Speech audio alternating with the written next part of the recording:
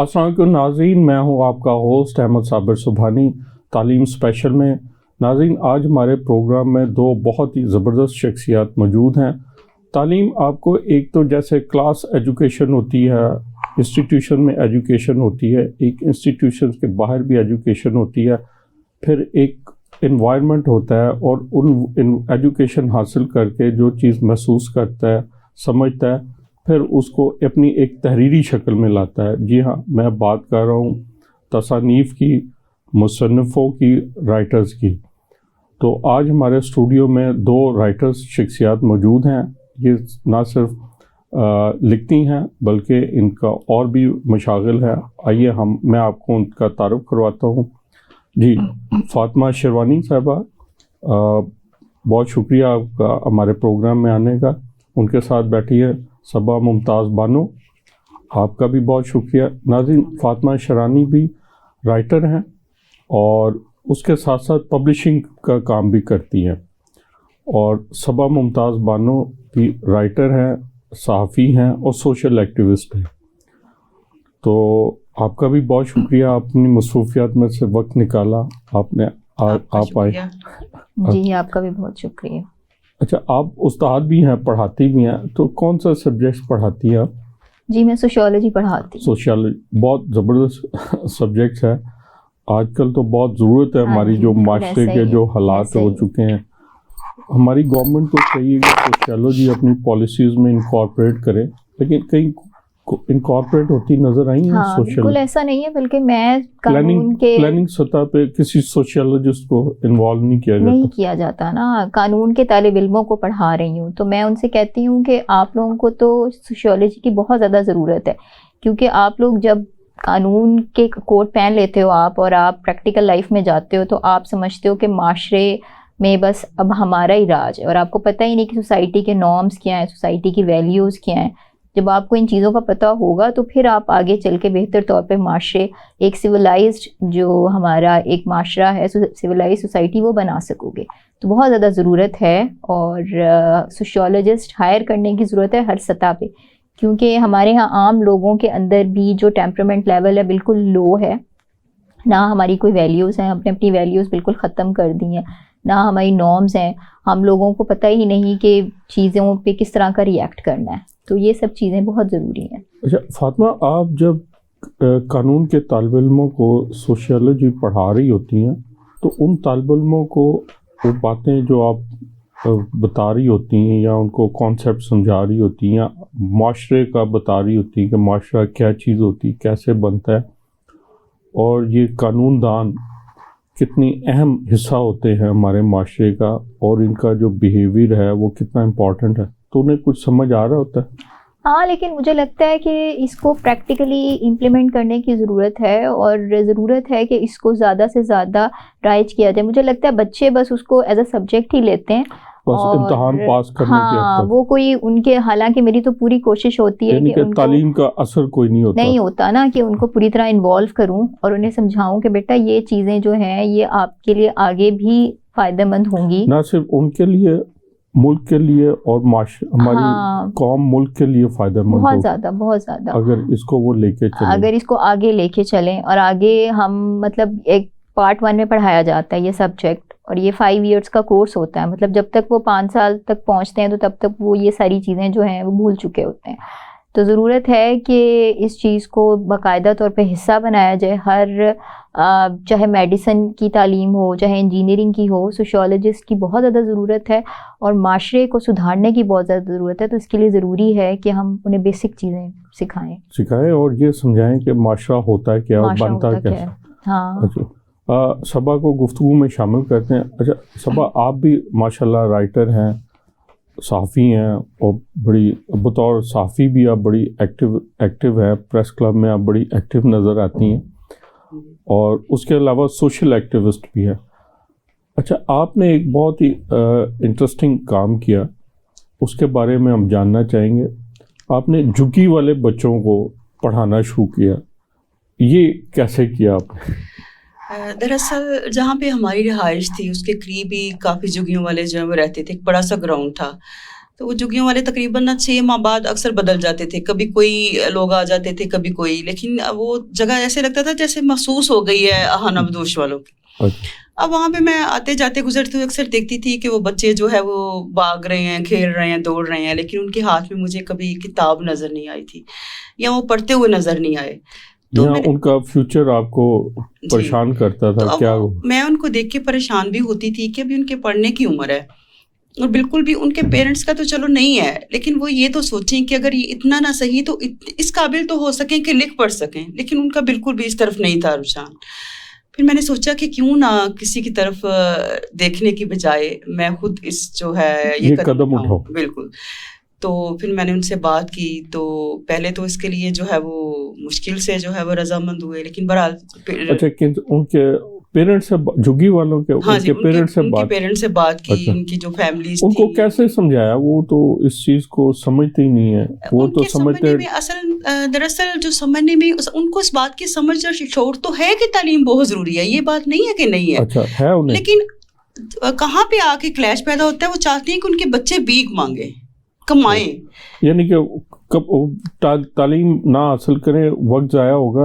بالکل، وہ چاہتے ہیں کہ کمائی نہ جائے، فوری طور پہ انہیں تھوڑا سا بچہ بڑا ہوتا ہے تو بس وہ اسے جو ہے کمانے کے لیے، بھیک مانگنے کے لیے بھیج دیتے ہیں باہر بازاروں میں یا اشاروں میں، اشاروں میں، سڑکوں پہ، تو اس طرح کے بچے ہیں۔ تو میں نے ان کو قائل کیا کہ آپ انہیں صرف 2 گھنٹے دے دیں صبح کے، اگر آپ 2 یا 3 گھنٹے بھی ہمیں دے دیتے ہیں تو ہمیں یہ پتہ چلے گا کہ کم از کم جو ہے وہ کتنے بچے ہیں جو واقعی پڑھنے کا شوق رکھتے ہیں، اور اگر وہ پڑھنا چاہتے ہیں تو اس سلسلے میں یہ کر سکتے ہیں کہ ہم روزانہ جو ہے ایک ٹائم محسوس کر دیں گے اور 2-3 گھنٹے ہم انہیں پڑھا دیں گے، آہستہ آہستہ وہ اس قابل ہو جائیں گے کہ پڑھنا لکھنا جو ہے وہ سیکھ جائیں۔ اس کے بعد آپ کی مرضی ہے، آپ انہیں جو بھی کروانا چاہیں تو آپ کروا سکتے ہیں۔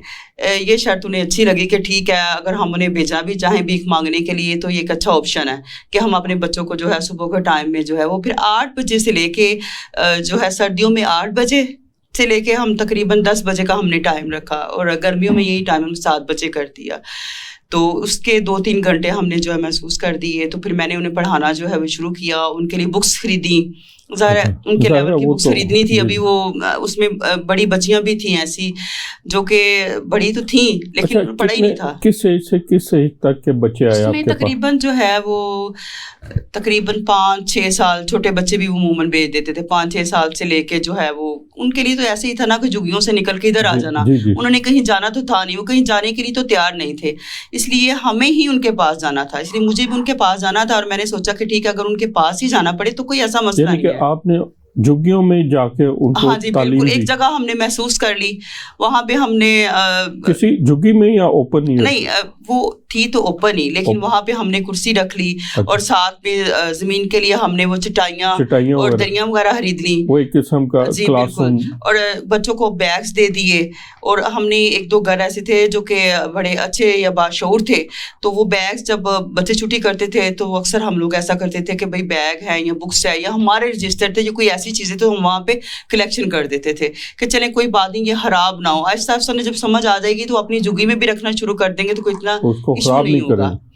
تو لیکن یہ ہے کہ وہاں پہ جو بڑی بچیاں تھیں انہوں نے بڑی دلچسپی لی پڑھنے میں، انہوں نے اتنی دلچسپی لی، انہوں نے پھر ہم لوگوں نے قرآن پاک کے لیے جو ہے وہ ایک ٹیچر رکھی، انہوں نے قرآن پاک بھی پڑھنا شروع کیا، اور چھوٹے بچوں نے جو ہے وہ جی بالکل، اور ان لوگوں کو یہ پتہ نہیں تھا کہ نماز کیسے جو ہے وہ نماز کی ادائیگی کا اس کا بھی اسپیشل جو ہے وہ بالکل ان لوگوں کو بتایا کہ ایسے جو ہے نماز پڑھیں، دعائیں، احادیث کی طرف ہم آئے، چھوٹے بچوں کو ہم نے قاعدے جو ہے وہ لے کے دیے، پھر وہ ان چیزوں کو سنبھالنے لگ پڑے، پہلے تو وہ کاپیوں کو پھاڑ دیتے تھے، ان کو کوئی اتنا نہیں تھا کہ ہم یہ ایسا ہے، لیکن آہستہ آہستہ انہیں سمجھ آ گئی کہ یہ ہماری چیزیں ہیں یا اس طرح، لیکن اس کے باوجود بھی ہم نے دیکھا کہ وہاں پہ ایک پریشر تھا، وہ ان کے والدین چاہتے تھے کہ یہ کمانے کے لیے جائیں، اس میں کئی بچیاں ایسی ہوتی تھی جو پڑھ رہے ہوتے تھے اور ان کے پیرنٹس آتے تھے کہ نہیں نہیں اس نے جانا ہے، اس نے بھیک مانگنے کے لیے جانا ہے، تو آپ اس سچویشن کو کیسے ہینڈل کرتی تھی؟ بڑی چیلنجنگ، ان کے ساتھ کلیش نہیں کر سکتے تھے. اگر ہم ان کے ساتھ کلیش کرتے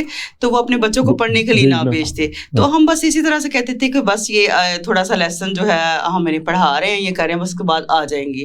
تو لیکن میں نے کئی ایسے بچے دیکھے جو واقعی مجبور تھے، جو نہیں چاہتے تھے کہ وہ بھیک مانگنے کے لیے جائیں، لیکن وہ اپنے والدین کی وجہ سے مجبور تھے. اور وہاں مرد پڑھنا چاہتے تھے اور وہاں مرد حضرات کی اکثریت ایسی تھی جو کہ بالکل کچھ نہیں کرتی تھی.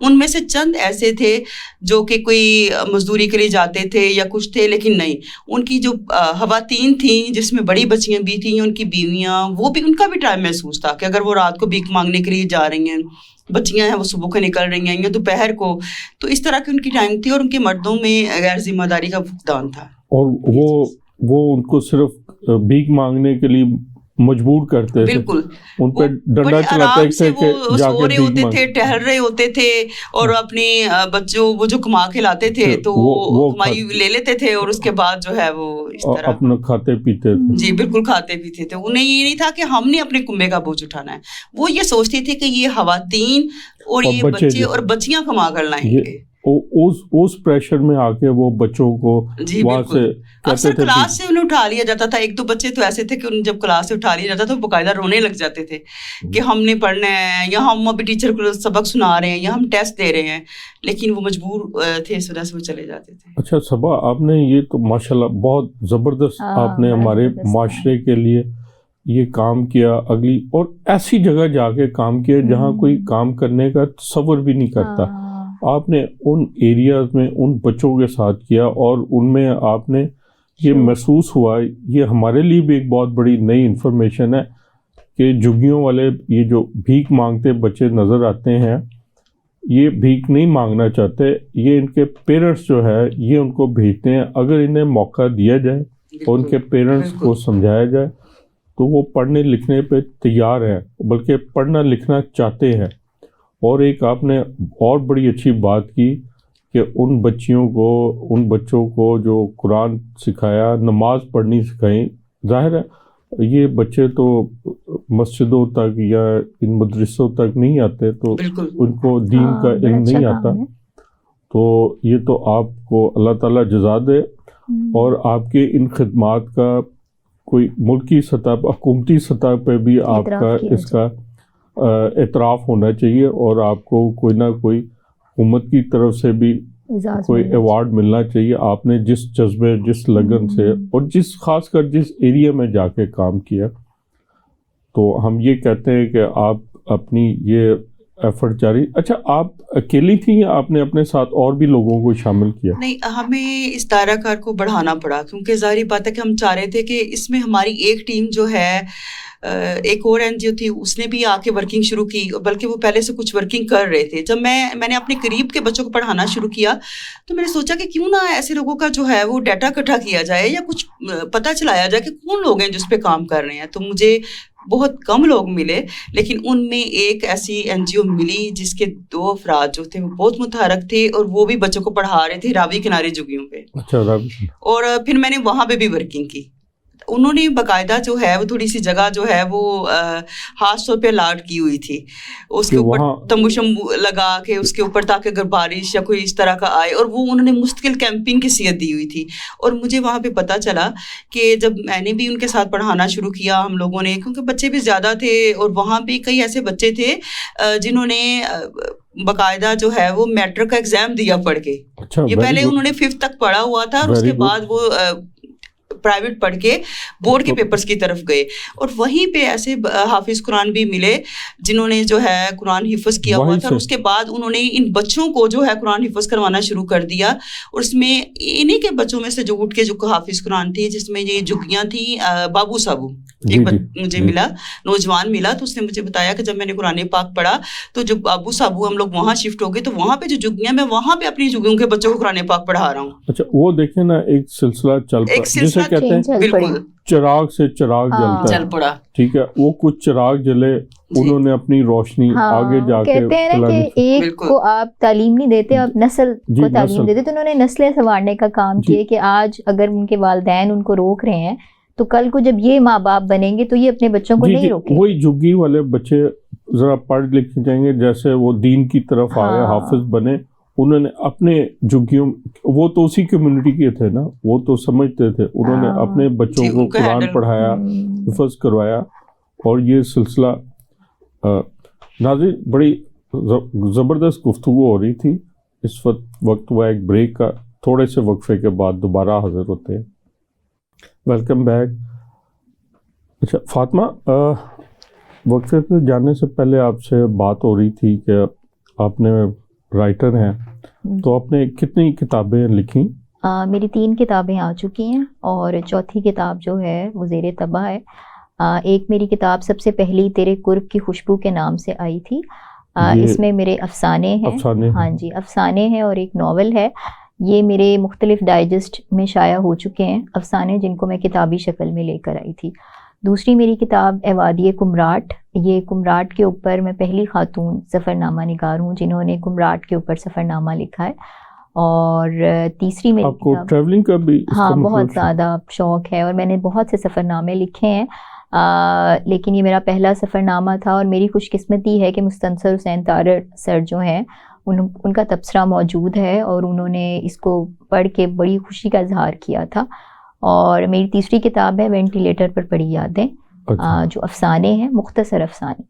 اور چوتھی کتاب ہے رتی گلی کے نام, وہ زیر طبع ہے, وہ بھی سفر نامہ ہے. یہ آپ نے ہماری پاکستان کی معاشی حالات سے انسپائر ہو کے تو نہیں لکھی, جیسے پاکستان کی معاشیت وینٹیلیٹر پہ ہے؟ نہیں, یہ آپ کی یادیں, میں نے جب یہ وینٹیلیٹر پہ پڑی یادیں لکھی تو ان دونوں کووڈ کا تھا, تو مجھے اکثر لوگوں نے کہا کہ اس کا ٹائٹل بھی ایسا تھا کہ ایک شخص وینٹیلیٹر پہ پڑا ہوا ہے اور وہ مر رہا ہے. تو میں نے یہ تشبیہ دی تھی کہ جو یادیں ہوتی ہیں نا. ناظرین, آپ اسکرین پہ ان کے ٹائٹل دیکھ سکتے ہیں میڈم فاطمہ کی کتابوں کے. یہ میری کتاب موسیٰ والا کون جو ہے, یہ میرے ادارے یاسر پبلیکیشنز کے زیر اہتمام شائع ہوئی ہے, اور یہ ہمارا ایک پہلا انٹرنیشنل پروجیکٹ ہے. سرجیت سنگھ ہیں جرمنی سے, انہوں نے سدھو موسیٰ والے کے اوپر گرمکھی زبان میں کتاب لکھی تھی, تو اس کا اردو ترجمہ جو ہے وہ ہمارے ادارے نے شائع کیا ہے. اور گرمکھی کا ترجمہ یہاں لاہور میں ہوا؟ ہاں جی, یہ ایک ہمیں ٹرانسلیٹر ملی تھی مہرین اکرام, انہوں نے اس کا ترجمہ کیا ہے. اور یہ ہے کہ یہ انہوں نے وہاں انڈین پنجاب میں تو اس کتاب نے بڑی مقبولیت حاصل کی تھی, اور یہاں ہمارے ملک میں ابھی نئی آئی ہے کتاب, تو کسی حد تک فروخت ہو رہی ہے. تو یہ ایک انٹرنیشنل پروجیکٹ تھا میرے ادارے کے لیے. اچھا, میں یہ بھی پوچھنا چاہوں گا کہ بہت کم پاکستان میں خواتین ایسی ہیں جو پبلشنگ میں آئی ہیں. جی ایسا ہی ہے. تو آپ کو یہ کیسے مجھے شوق ہوا؟ ایسے ہی ہوا کیونکہ میں رائٹر ہوں, سب سے پہلے تو میں رائٹر ہوں. رائٹر خواتین تو بہت ہے, یہ صبا بھی بیٹھی ہے, یہ بھی رائٹر ہے. میں مطلب شوق ایسے ہی ہوا نا کہ کتابوں سے تو ایک تعلق تھا. تو یہ پورا کاروبار ہے. ہاں جی, کاروبار ہے بالکل. کتابوں سے تعلق تھا تو کسی حد تک آگہی تھی پروف ریڈنگ اور ان سب چیزوں سے. تو پھر جب میں نے اپنی جاب چھوڑی تو تب میرے ذہن میں آیا تھا کہ اب میں نے بزنس کی طرف آنا ہے اور میں نے بزنس کرنا ہے. اور پبلیکیشن کا یہ ہے کہ میں ایک آرگنائزیشن میں بھی تھی, رائٹرز آرگنائزیشن میں, تو ان کی کتابوں پہ تھوڑا بہت کام میں کرتی رہتی تھی, اور مجھے اتنا تھا کہ مسودہ جو ہے اس کی کیسے سیٹنگ کرنی ہے, اس کی پروف ریڈنگ کیسے کرنی ہے. تو پھر میں نے یہ سٹیپ لیا, اور واقعی یعنی کہ آپ کی جو کتاب دوستی تھی, کتاب سے جو تعلق تھا, آپ نے کہا کہ یہ تعلق کو یہ تعلق مضبوط کرنا چاہیے, اور اس تعلق کو تعلق بڑھانا چاہیے, اور اس سے کچھ آج کل جو اصل تعلق تو معاشیت کا تعلق ہوتا ہے. ہاں بالکل ایسا ہی ہے. اور مجھے تو سب لوگوں نے کہا کہ یہاں کتاب کون پڑھتا ہے, تم کیا کام کرنے لگ گئی ہو. یہی میں پوچھنے چاہ رہا تھا کہ آج کل تو پاکستان میں ہماری آپ تو سوشیالوجی پڑھاتی ہیں, پڑھنے کا رجحان ویسے ہی کم ہے, اور آج یہ ڈیجیٹل میڈیا کے دور میں تو اور ریڈنگ جو ہے, اور ایون کہ لوگوں نے اخبار پڑھنا کم کر دیے ہیں. کیا صبا آپ بھی تصدیق کریں گی اس بات پہ؟ ایسا ہی ہے. تو اس دور میں آ کے آپ نے, لیکن میرا خیال ہے کتاب مرے گی کبھی نہیں, کتاب زندہ رہے گی. اور یہ ہے کہ ہم کوشش کرتے رہتے ہیں. ہم نے اس کو یہ ایک بڑی چیز ہوتی ہے کہ جی یہ جائے گی نہیں، زندہ رہے گی نہیں، تو ہم اسے زندہ کرنے کی کوشش کر رہے ہیں کہ وہ نہ صرف زندہ رہے بلکہ وہ پوری طرح ایکٹیو رہے، پوری ایکٹیو رہے، معاشرے میں اس کا پورا جیسے پہلے کردار تھا ویسے ہی رہے. تو اس معاملے میں یہی ہے نا کہ ہم تو پوری کوشش کر رہے ہیں، اور میرے جتنے نئے لکھنے والے ہیں میں ان سب کو یہی کہتی ہوں کہ جتنی ای بکس آ جائیں، جو آپ کی کتاب کی خوبصورتی ہے، جو کتاب ہے وہ تو کبھی ختم نہیں ہوگی. اور ہمارے پاس بھی جو اگر ہمارے پاس یہ ای بک کی فارم میں چیزیں ہوتی ہیں وہ ٹیمپرری ہوتی ہیں، پرماننٹ نہیں ہوتی. پرماننٹ چیز کتاب ہی ہے جو آپ کے پاس مستقل رہتی ہے، اور جو آپ کے پاس ایک ایسی چیز ہے جس کو آپ دکھا بھی سکتے ہو دنیا کے، آپ مر بھی جاتے ہو اور تو مرنے کے بعد بھی آپ کا نام آپ کی کتاب کی شکل میں زندہ رہتا ہے. لارجر دین لائف ایک چیز ہوتی ہے. ہاں، ایک ایسی چیز ہے. اس میں آپ کو کیا چیلنجز کیا درپیش آئے؟ اس میں جو سب سے بڑا چیلنج ہے وہ کتاب کی فروخت کا ہے. کتاب چھاپنا مسئلہ نہیں ہے، کتاب چھپ جاتی ہے. ہمیں جو چیلنجز ہیں ابھی بھی ہیں وہ یہی ہے کہ کتاب کی فروخت کا ہے. اس کے لیے ہم اس کی پروموشنز کرتے ہیں مختلف جگہ پہ. اس کے لیے آپ کو بڑی زبردست پی آر چاہیے ہوتی ہے. ہاں، پی آر بھی چاہیے ہوتی ہے اور کافی حد تک کوشش کرنی پڑتی ہے. ایک تو یہ چیز ہے نا، لائبریریوں میں لمبے لمبے سٹاکس جو ہے جیسے سفارشیں کروا کے ابھی یہ بک فیئر ہونے بعد میں وہ لائن میں پڑے ہوتے ہیں ڈھیر کی شکل میں. میں نے کئی لائبریری میں دیکھا ہے کہ وہ فلانے کا فون آیا تھا کہ اتنے 100 کتابیں یہ خریدنی ہے، وہ لائبریری کا بجٹ ادھر چلا گیا. یہ بات آپ بالکل ٹھیک کہہ رہے ہیں. ہماری سوسائٹی میں یہ جو ایسے ہی ہے. ابھی بک فیئر آ رہا ہے تو بلکہ میں اس کی بھی بات کروں گی کہ بک فیئر پہ جو اسٹال ہے وہ اتنا ایکسپینسو ہوتا ہے کہ جو ہم جیسے پبلشرز ہوتے ہیں، لیکن میرا تو اسٹال لگ رہا ہے، لیکن ویسے میں ایک بات کر رہی ہوں کہ ہم جیسے پبلشرز جو ہیں ان کے لیے بہت مشکل ہو جاتا ہے. اور حکومت بھی اس سلسلے میں کوئی ہیلپ آؤٹ نہیں کرتی کہ بھئی اگر چھوٹے پبلشرز ہیں آپ کچھ ان کو رعایت دو تاکہ وہ ان کی حوصلہ افزائی کریں. اس کی جو پرائس رکھی ہوئی ہے اسٹال کی وہ اتنی زیادہ ہوتی ہے کہ وہ ایک عام جو پبلشر ہے وہ سوچتا ہے کہ بھئی میری پتہ نہیں کاسٹ پوری بھی ہوگی یا نہیں، میرا لاس میں تو نہیں چلا جاؤں گا. لیکن وہ بھی کمرشل ایکٹیویٹی، ایک کمرشل ایکٹیویٹی ہے صرف، اور صرف بڑے کتابوں کو پروموٹ کرنے کے لیے کچھ بھی نہیں. اور ایک ایسی کمرشل ایکٹیویٹی ہے 5 دن تک جس کی بھرپور پروموشنز کی جائیں گی اور کہا جائے گا کہ بھئی کتاب زندہ ہو رہی ہے کتاب. حالانکہ لیکن وہ بڑے پبلشرز کو فائدہ ہوتا ہے. اور بس ہم جیسے لوگ جو ہیں وہ کوشش کر سکتے ہیں، اور وہ یہی بات ہوتی ہے نا کہ ہم جیسے لوگ بارش کا قطرے بننے کی کوشش کر رہے ہیں کہ کہیں نہ کہیں جو ہے نا کتاب موجود رہے. اور اس کا حوالہ بہت ہی امپورٹنٹ یہ چیز ہے جو ہمارے ہاں یہ مسنگ ہے، اس پہ بات ہونی چاہیے.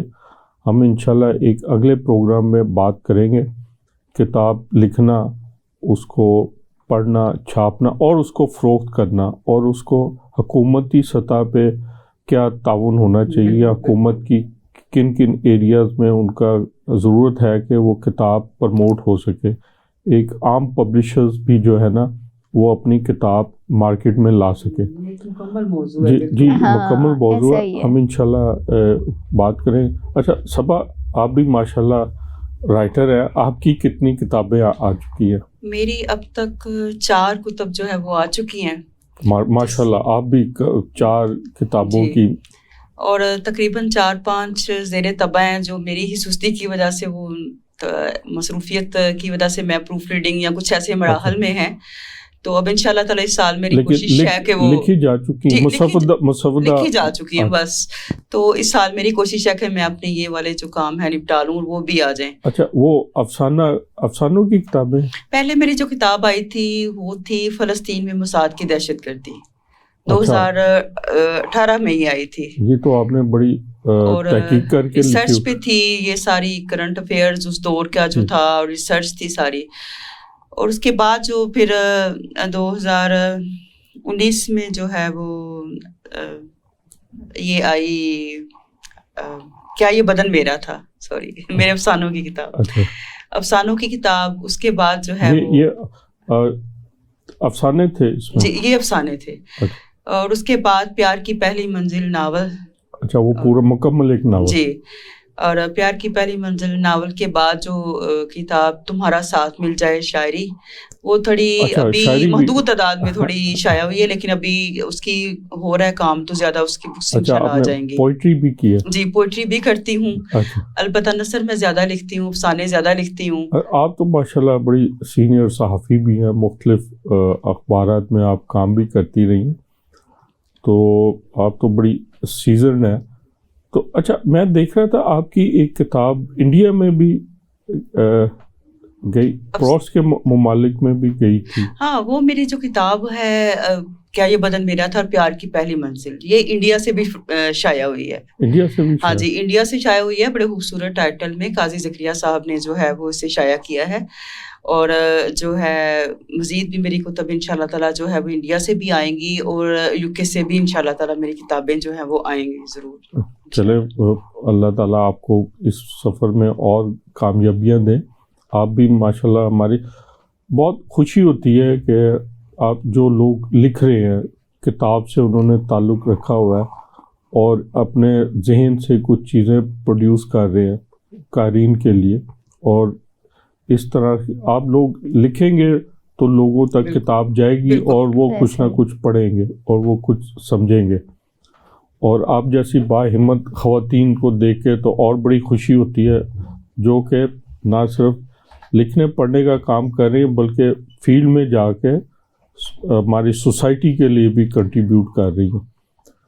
اچھا صبا، اب آپ اور آگے میں سن رہا تھا کہ آپ کوئی ڈرائیونگ ٹریننگ بھی دینا. بالکل، میں سمجھتی ہوں کہ معاشرے میں مثبت کردار ادا کرنا چاہیے، اور اس کے لیے ضروری ہے کہ ہم صرف اپنی ذات تک محدود نہیں رہیں، اپنی ذات سے جو ہے وہ باہر آئیں، اور اپنی ذات سے باہر آ کر ہی ہم دوسروں کو فائدہ پہنچا سکتے ہیں. تو میں اسکول اور کالج میں تھی جب گرل گائیڈنگ میں تھی، پھر کالج لائف میں ایک ایسوسیشن تھی جس کی میں پریزیڈنٹ بنی، اسٹوڈنٹس ویلفیئر ایسوسیشن تھی. اس کے بعد پھر ایک تنظیم میں نے خود بنائی اور اس کی میں چیئرمین تھی، ظاہری بات ہے. لیکن اس دور سے ہی میں نے سماجی کاموں میں دلچسپی لینا شروع کر دی تھی. اس لیے میں یہ بتانا چاہتی ہوں کہ اس کا بیک گراؤنڈ ہے، کہ تاکہ یہ نہ سمجھ آئے کہ شاید میں نے ابھی سے ہی آغاز کیا ہے. تو یہ جو چنگاریاں ہوتی ہیں یہ پہلے سے ہی جو ہے جل رہی ہوتی ہیں، لیکن صرف یہ ہوتا ہے کہ بعد میں جو ہے جب ہمیں وقت ملتا ہے تو ہم انہیں بری طرح سے جو ہے وہ شعلہ بنا دیتے ہیں. تو وہ پہلے سے ہی میں کام کر رہی تھی، لیکن صحافت کی وجہ سے جو ہے وہ میری مصروفیت اتنی زیادہ بڑھ گئی کہ میں ان کو اتنے تسلسل سے نہیں کر سکی. لیکن اب میرے پاس ٹائم آنا شروع ہو گیا، کچھ عرصے پہلے کی بات ہے. تو میں ویسے تو درمیان میں تھوڑا وہ سوشل ایکٹیویٹیز کر ہی رہی تھی، لیکن اب ہم نے باقاعدہ جو ہے وہ، جیسے میں نے حانہ بدوش بچوں کو پڑھایا، اور جب حانہ بدوش بچوں کو پڑھایا ہے تو اس سے پہلے ہی میں اسکاؤٹنگ میں بھی آ چکی تھی، اسکاؤٹ میں بھی. تو جب اسکاؤٹنگ میں آئی تبھی ہم نے سیلاب زدگان کے لیے، زلزلہ زدگان کے لیے جو ہے ہم نے کیمپنگ کی، ہم نے ان لوگوں کے لیے جو ہے فنڈز اکٹھے کیے اور جو اشیاء تھی وہ اکٹھی کی، اور پھر یہ والا سلسلہ. تو ابھی ہم نے کچھ پروجیکٹس جو ہے وہ لانچ کرنے ہیں، اس کا باقاعدہ پلاننگ جو ہے وہ کی جا چکی ہے. جن کے ساتھ اپنی کوآرڈینیشن کرنی ہے وہ بھی ادارے جو ہے وہ ان کے ساتھ بات ہو چکی ہے، جس میں ہم سب سے پہلے جو ہے وہ اپنی بچیوں کو جو ہے موٹر بائکس ٹریننگ سکھائیں گے. اچھا ٹھیک ہے، تاکہ وہ خود مختار ہوں، خود آئیں جائیں. خاص کر لاہور جتنا بڑھ گیا ہے، پھیل گیا ہے، آپ کا گھر سے ورک پلیس میں آنا جانا اب بہت مشکل ہے. یہاں پہ سفری سہولتیں مہیا نہیں ہیں. ایک دو لگژری پروجیکٹس ہیں جیسے اورینج ٹرین ہے، لیکن وہ تو ایک ایریا کے لیے ہے، وہ سب ایریا کے لیے نہیں. ان میں بھی کافی مسائل ہیں. پھر اس کے بعد جب آپ اسٹاپ ٹو اسٹاپ چلتے ہیں، کئی دفعہ پہ آپ کو پیدل چلنا پڑتا ہے. اگر نہیں پیدل چلنا پڑتا تو آپ شروع سے ہی کوئی ایسی سواری لے لیں جو پرائیویٹ ہے تو آپ کو مہنگی پڑتی ہے. دوسری بات ہے کہ بہت سارے کام ہماری بچے یا خواتین اس لیے نہیں کر سکتی کہ وہ کنوینس کی وجہ سے جو مسائل کا شکار ہیں. میں نے یہاں پہ اساتذہ آئے، انہوں نے بتایا کہ پچھلے دنوں ان کے کالجز میں حاضری کم رہی تھی. اس میں ایک بہت بڑی وجہ معاشی حالات جو ہمارے ملک کے ہو گئے، کیونکہ بچیوں کو تین بسز، تین کنوینس بدل کے آنا پڑتا تھا کالج اتنی دور سے. اس کے لیے تین ٹرانسپورٹ وہ بدلتی تھی، اور 3 ٹرانسپورٹ بدلنے کے لیے جتنے ان کو پیسے لگتے تھے اور ٹائم لگتا تھا. آپ دیکھیں نا، ایک بچی نے ایک جگہ سے ایک ٹرانسپورٹ لینی ہے، پھر وہاں سے ایک جگہ ہونا ہے، پھر دوسرے پوائنٹ سے جا کے دوسری پہ لینا ہے اور دوسری ٹاک تیسرے اس کا 1.5-2 گھنٹے اس میں لگ جانے ہیں، پھر کالج میں رہنا ہے، پھر کالج سے واپس گھر جانا ہے، اسی طرح سے اسے 3 پھر بدلنی ہے، اور ان سب کی کاسٹ ہے اچھی خاصی. پیسے اور ٹائم کے علاوہ بھی سوری ٹو سے میں ایک بات کرنا چاہوں گی، پیسے اور ٹائم کے علاوہ آپ کی جو انرجی ہے وہ آپ کی ضائع ہوتی ہے. آپ جو فریش رہ کے اپنا کام پہ توجہ دے سکتے ہیں نا، وہ نہیں آپ دے سکتے. جب آپ 3 یا 4 دفعہ بدل کے جائیں گے، آپ کا تو مائنڈ اور آپ کا جو باڈی سسٹم ہے اس میں ایگزاسٹ ہو جائے گا. یہ چیز ہے. اور جب آپ اسی طرح سے واپس آئیں گے تو آپ کو آ کے اپنے گھر کو بھی تھوڑا بہت کیئر کرنی ہے.